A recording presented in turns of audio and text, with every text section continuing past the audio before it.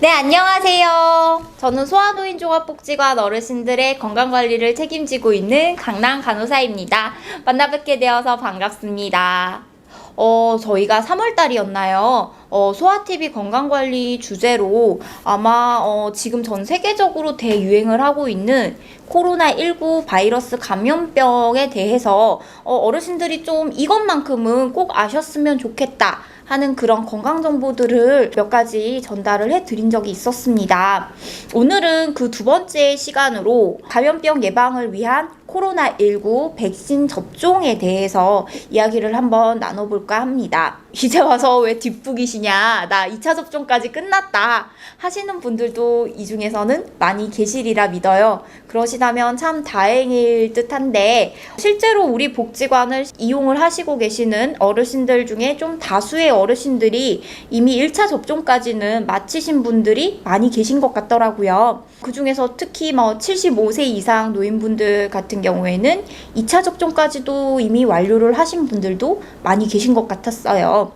지금처럼 이제 방역과 예방 활동에 좀 앞장서야 되는 저희 노인복지관 입장에서도 어르신들이 이렇게 예방접종을 잘 하시고 안전하게 복지관을 이용하시고자 노력하시는 것에 대해서 무척이나 아주 감사한 마음을 가지고 있습니다. 네, 그렇지만 아직까지 좀 접종을 다 마치시지 못하신 분들도 계시고, 또 실제로 우리나라 국민 전체를 좀 놓고 보자고 했을 때 아직까지 1차 접종조차 시도하지 못한 국민들이 더 많이 있어요. 어르신들 중에서는 본인이 가진 질환들과 백신과의 상관관계 같은 것들 때문에 접종을 원하시지만 또 하시지 못하신 경우들도 더러 있으시더라고요. 저는 운이 좋게도 노인복지시설 종사자로 근무를 하고 있다라는 이유만으로 1차 접종까지 이미 완료를 했고, 제가 지금 촬영을 하고 있는 이번 주차에 드디어 2차 접종을 하러 가게 됩니다. 네. 벌써 마음이 좀 떨리네요. 네, 그럼 오늘은 아직 백신 접종을 받으시지 못하셨거나 아니면 접종에 대해서 앞으로 정부 계획 등에 대해서 현 시점에서 어르신들이 좀 이해를 하시기가 쉽도록 한번 정리를 해보는 시간을 가져볼까 해요.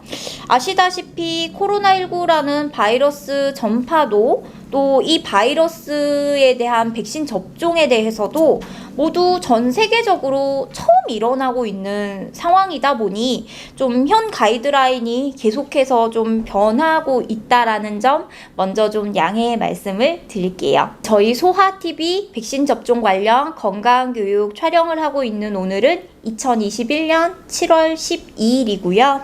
저희는 코로나19 예방접종 대응 추진단에서 발표한 가이드라인, 그리고 최신의 뉴스 정보들을 토대로 어르신들께 건강관리 정보를 전달해 드리도록 하겠습니다. 코로나19는 주로 호흡기 비말로 전파가 되는 바이러스로 알려져 있고요. 바이러스에 감염된 사람들 중에서 확진자의 14% 정도는 중증 단계로, 그리고 약 5%에서는 치명적인 단계로까지 이어질 수가 있는 아주 무서운 질환으로 알려져 있습니다. 세계보건기구 WHO에서 4월 5일 기준으로 발표한 바이러스 감염증에 의한 치명률은 2.18%, 당시 우리나라 보건복지부에서 발표한 치명률은 1.65%였고, 현재 코로나19에 대한 특이 치료제는 개발이 되지 않은 상태로 주로 해열제나 수액 공급, 진해제 투여 등의 대증요법을 통한 치료로 활용을 하고 있습니다. 이처럼 바이러스에 특화된 치료법이 아직 개발이 되지 않은 이런 실정에서 mRNA나 DNA를 이용한 백신, 아데노바이러스 벡터 백신, 불활성화 바이러스 백신 등 세계 여러 연구진들을 통해 예방접종제가 개발되어 보급되고 있습니다. 우리나라 정부는 코로나19 백신을 최대한으로 확보하여 과학적 근거에 기반한 안전한 예방접종으로 국민의 생명과 건강 보호는 물론이고 전 국민의 70% 이상이 코로나19 예방접종을 마침으로써 집단 면역을 확보하여 일상을 회복하자는 목표를 가지고 예방접종 계획을 추진하고 있습니다. 또 예방접종 시 일정에 차질이 없도록 하며 특히 국민의 건강과 안전을 최우선으로 정보를 투명하게 공개하고 국민 이용 편의를 향상시키고자 노력하고 있습니다. 우리 정부에서는 올 4분기까지 전 국민 면역 확보에 충분한 백신 구매 완료를 목표로 하고 있고 그 종류는 mRNA 백신인 화이자와 모더나 그리고 바이러스 벡터 백신인 아스트라제네카, 얀센 등이 있습니다. 현재 예방접종 대상자를 4개의 그룹으로 나눠서 접종을 진행을 하고 있는데 보시다시피 접종 제외 대상은 소아 그리고 청소년, 임산부가 있습니다. 그런데 실제로 지금 청소년 대상 접종이 진행될 계획을 가지고 있고요. 소아에 대해서도 일부 해외에서는 임상실험을 통해서 접종이 시행될 가능성을 열어두고 있습니다. 또 접종 대상별 시행 방법에 대해서도 다음과 같이 분류를 해두었는데요.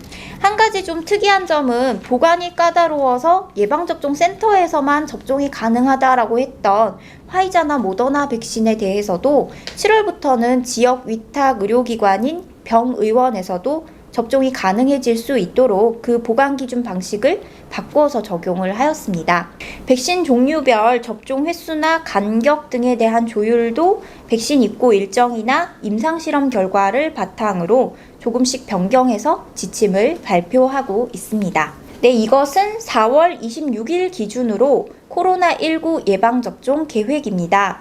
7월이 되면 국민의 약 70%가 1차 접종을 마치는 것을 목표로 했는데 이 소아TV 녹화 방송을 촬영하는 7월 12일 기준으로 현재 1차 접종 완료자는 1,558만 6,937명이고 이것은 우리나라 전 인구의 약 30%를 웃도는 수준으로 파악이 되고 있습니다.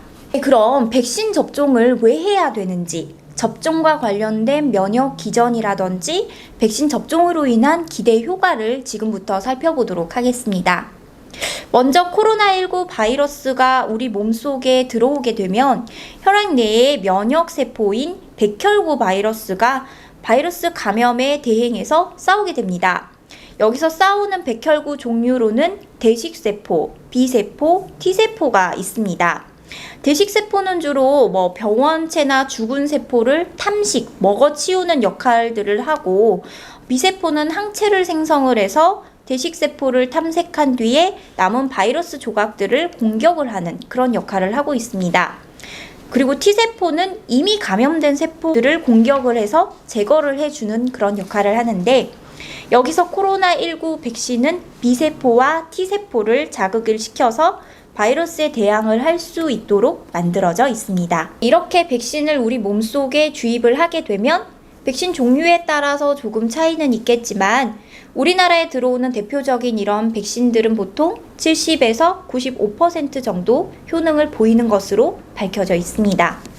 이 백신 접종에 의한 면역 지속 기간은 아직 연구 중에 있습니다. 그럼 이번에는 백신 접종 기준을 보겠습니다. 먼저 금기 대상자입니다. 아까 전 국민을 대상으로 접종을 하되 현재까지 안전성이라든지 유효성에 대한 자료가 별로 없어서 임산부라든지 소아 청소년들은 대상에서 제외가 되어 있었잖아요. 이 외에도 백신 구성 물질들의 중증 알레르기 반응, 즉 아나필락시스 쇼크 발생에 이력이 있는 경우 또는 1차 접종 후에 아나필락시스 반응이 확인되었을 경우에는 접종을 금기하고 있습니다.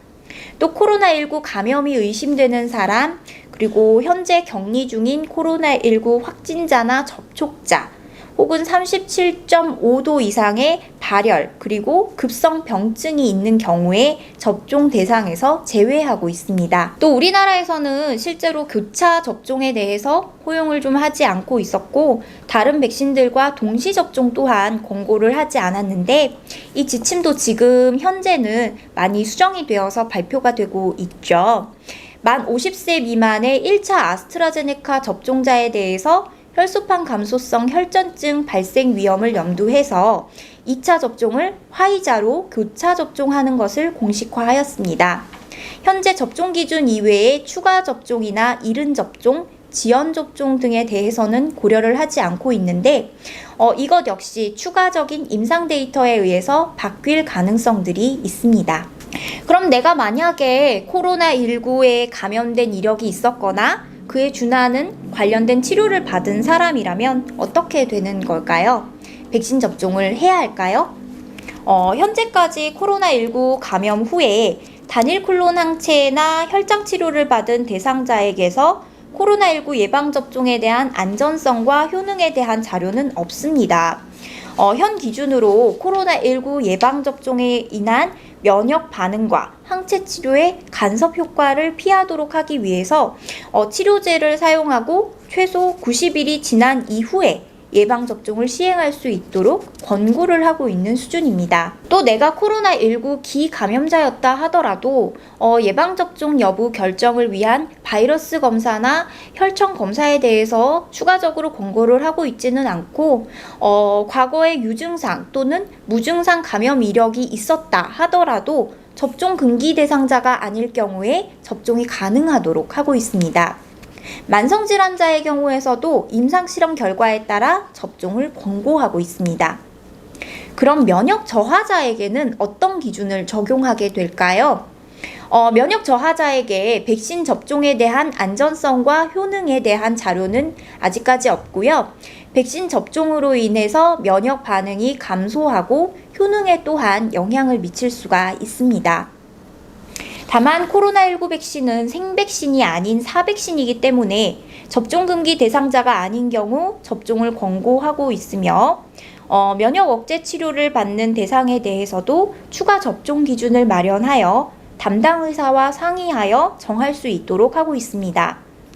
또 자가 면역 질환이나 길랭바레 증후군, 안면 마비의 병력을 가진 사람에 대해서도 예방접종을 가능하도록 하였고 출혈성 질환이나 항응고제 복용자 경우에도 약물 복용 시간이나 기준을 정해서 접종이 가능하도록 하였습니다. 특히 기저질환이 있으신 분들 뿐만 아니라 없으신 분들도 예방접종을 받고 난 후에는 반드시 이상접종을 관찰하시는 것이 중요합니다. 이번에는 예방접종과 관련된 안전관리 체계 그리고 이상반응 관리에 대해서 한번 살펴보도록 하겠습니다.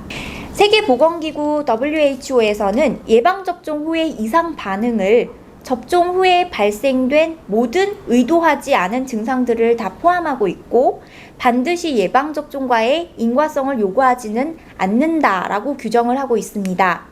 우리나라 감염병 예방 및 관리에 관한 법률에서는 이상 반응에 대해서 예방접종 후 그 접종으로 인해서 발생할 수 있는 모든 증상 또는 질병으로 해당 예방접종과 시간적 관련성이 있는 것들로 정의하였습니다. 대부분 백신과 관련된 이상 반응은 경미하게 나타나는 수준이지만 일부 백신에서는 아주 드물게 중증 이상 반응을 일으킬 수가 있기 때문에 주의가 필요합니다. 우리는 이상 반응 발생 양상에 따른 접종 금기 대상 기준 수립 등의 기초 자료들을 제공하고 예방접종 안전성에 관련된 이슈에 즉각적으로 적절하게 대응함으로써 예방접종 안전성에 대한 확신을 가질 수 있도록 돕고자 합니다. 여기서 중증 이상 반응이라는 것은 예방접종을 하고 난 뒤에 사망을 하거나 과민성 쇼크 또는 뇌염을 포함한 중추신경계 증상이 발생한 사례들을 의미하는데요. 우리나라에서는 예방접종 피해 조사반이라는 것을 운영해서 해당 백신과 반응의 인과성에 대한 최종 판단을 하게 되고 백신의 안전성에 대해서 다시 한번 확인을 하게 됩니다. 우리나라에서 예방접종으로 인한 이상 반응이 발생한 경우에 감염병 예방 및 관리에 관한 법률에 의거해서 접종 피해에 대한 국가 보상을 실시하게 됩니다. 보상 종류로는 진료비 및 정액 간병비, 그리고 사망 및 장애 일시 보상금, 그리고 장제비에 대한 것들이 있고 이것은 이상 반응 발생일로부터 5년 이내에 청구가 가능합니다. 그럼 다시 코로나19 백신과 관련된 이상 반응에 대해서 한번 살펴보겠습니다. 현재 우리나라에 주로 유통이 되고 있는 아스트라제네카, 화이자, 모더나 백신 접종 후의 이상 반응으로는요. 접종 부위의 통증, 그리고 부종, 압통, 열감, 홍반, 멍, 가려움, 경결 이런 증상들이 좀 흔하게 나타날 수가 있는 것으로 보여지네요. 그리고 또 전신 증상으로는 뭐 두통이라든지 근육통, 오한, 관절통 같은 증상들도 많이 나타나는 것으로 확인이 되고 있습니다. 사실 이런 증상들은 백신 접종 후 수일이 지나면 가볍게 지나갈 수 있는 반응들이 대부분인데 아주 드물게 접종을 하시고 15에서 30분 이내에 아나필락시스 쇼크가 발생할 수도 있습니다. 아나필락시스는 입술과 입 안의 부종, 전신 두드러기, 호흡 곤란 등 심각한 알레르기 반응들을 나타내는데 미국의 질병통제예방센터인 CDC에서 이상반응 신고 시스템에 신고된 코로나19 예방접종으로 인한 아나필락시스 발생률은 100만 건당 화이자 백신에서 4.7에서 11.1건, 모더나 백신이 2.5건 정도로 확인이 되었습니다. 보통 코로나19 백신 접종을 하고 나서 15에서 30분가량 아나필락시스 반응이 나타나는지를 확인을 하고 집으로 돌아오게 되는데 귀가하시고 나서도 39도 이상의 고열이나 두드러기, 발진과 같은 알레르기 반응이나 두통 등으로 일상생활에 좀 어려움을 크게 겪는다 라고 하시는 정도시라면 의사의 진료를 받을 수 있도록 권고를 하고 있습니다. 또 만약에 백신 접종 직후가 아니다 하더라도 아나필락시스와 같은 심각한 알레르기 반응이 나타나는 경우에는 즉시 119로 신고를 하시거나 가까운 병원 응급실에 내원을 하시는 것이 좋습니다. 네, 이 아나필락시스 증상은 보통 원인 물질에 노출이 된 지 수분이나 수십 분 이내에 갑자기 발생을 하게 되는데 보통 전신이나 아니면 대부분 2개 이상의 장기에서 심한 알레르기 반응들을 나타내게 됩니다. 여기 그림에서 보시다시피 호흡기에서는 주로 콧물이나 재채기부터 시작을 해서 목이 좀 가렵고 조여지는 증상, 그리고 숨이 가쁘고 답답한 증상, 호흡 곤란, 그리고 심하게는 저산소증이라든지 호흡 정지까지 올 수가 있고요. 심장마비 증상이라든지 죽을 것 같은 느낌 이런 것들도 올 수가 있습니다. 갑자기 정신 상태가 막 변해서 이상한 말을 한다라든지 아니면 피부에 두드러기가 너무 심하게 생겨서 퉁퉁 부어오르는 것들을 관찰하실 수도 있습니다. 일반적으로 이러한 아나필락시스를 예방하기 위해서는 무엇보다도 예방접종을 하기 전에 예진표 작성을 정확하게 해서 의사의 예진을 받는 것이 중요하고요. 접종을 하시고 15에서 30분가량 면밀한 관찰이 필요합니다. 또 예방접종 기관에서는 이런 아나필락시스 상황에 대한 응급치료 약물이나 기구, 치료 방법에 대해서 프로토콜을 잘 숙지하시는 것도 필요하겠습니다. 네, 아마 코로나19 예방접종을 한 번이라도 받아보신 분들이시라면 잘 아실 텐데 현재 우리나라에서도 코로나19 백신 접종을 장려하고 있고 이상 반응들을 관찰하기 위해서 접종 전후 수차례 정도 문자 메시지나 카톡을 통해서 여러 안내사항들을 전달하고 있는데요. 혹시라도 내가 백신 접종한 뒤에 의심될 만한 증상들이 있다면 이상 반응들을 신고하셔서 적절한 조치를 받으실 수 있으면 좋겠습니다.